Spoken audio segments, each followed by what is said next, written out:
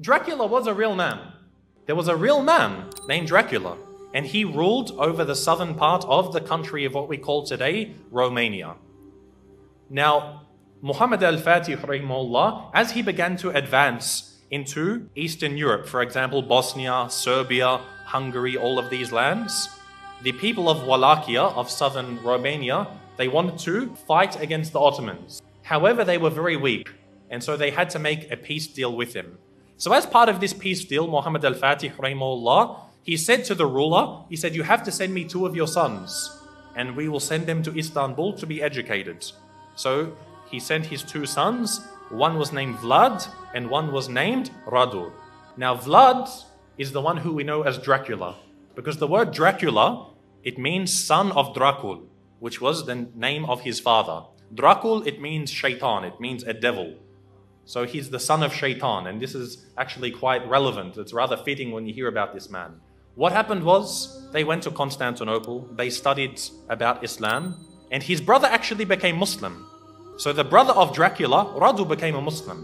He memorized the Quran, he studied so much, and even Dracula studied the Quran even though he wasn't a Muslim. He spoke Arabic, he spoke Persian, he spoke Turkish, and of course Romanian and other languages. And later on, he was sent back to his country, where Radu remained, and he became the ruler of his country. Because the Ottomans realized they can't send a Muslim to rule over the country because they're Christians. They wanted to send Vlad, Dracula, so that they could get him there and then defeat him in a war, and they would rule the country. However, Dracula, he decided that he wasn't going to do what the Sultan wanted.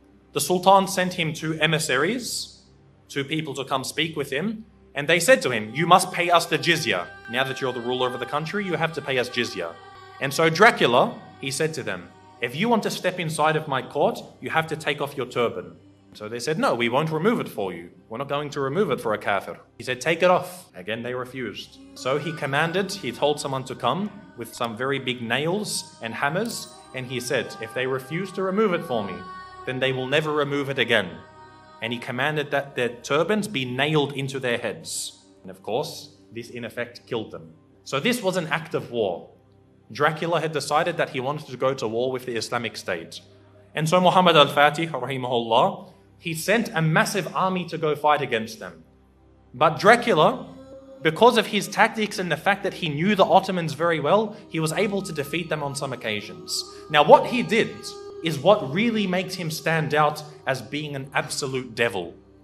Dracula, what he did is when they would kill a person, or sometimes they wouldn't even kill him, they would capture them, he did something which is called impaling. Now, if you haven't heard of impaling, it's a pretty gruesome thing to start to describe. What they would do is they would get a very, very big stick. They'd make it sharp at one end, they would insert it through your backsides, pass it through your body until it comes out of your mouth.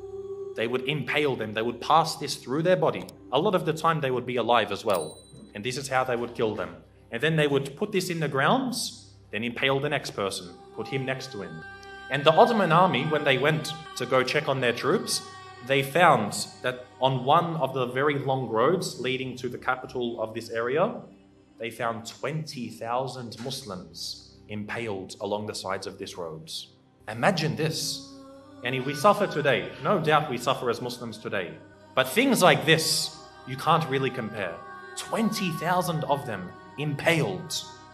You can imagine how Muhammad al-Fatih, rahimahullah, he feels. To see even one Muslim killed is too much. But to mutilate their bodies after this was something which was, beyond what was acceptable. And so he decided to send Radu, who was the brother of Dracula. He sent him to go fight against his own brother. And eventually Radu, rahimahullah, he was able to actually eventually catch up with his brother. This is after he commits so many more atrocities. Even the Christians, they started to back off from him. Because what happened was he, being Romanian, he was Orthodox, he wasn't Catholic. But he actually said to the Pope, he said, if you give me some more troops, I'll become a Catholic for you. Anything you want, I'll change my religion for you. He couldn't care. He wasn't a man of true belief. He was only a man of pragmatism on the battlefields. And so even the Christians started to distance themselves from him. However, the Muslims, they caught up with him and they faced him in battle. And it's unclear if the Muslims killed him or if his own people turned upon him and killed him. But either way, Dracula was killed. And the Ottomans, the Muslim army, defeated Dracula. And so what they did was they removed his heads and they took it to the city of Istanbul and they put it on a very, very large stick. They impaled his head and put it at the gates of Constantinople, where it stood for about 2-3 months. If you want to be like this man, wage war against us. This was the demise of Dracula. And again, as Muslims, most of us won't even know about this. How many people know that Dracula was a real man? And we as Muslims, we fought him and we killed him. You know how they say garlic kills Dracula, or a silver bullet to the heart, or a wooden stake? None of these kill Dracula. Muslims kill Dracula. So anyone who wants to follow the way of Dracula, they will face the same wrath from the Muslim Ummah. So these things really do make us think. They make us realize just how much of the hidden legacy that we have, a history of our nation that many of us are unaware of.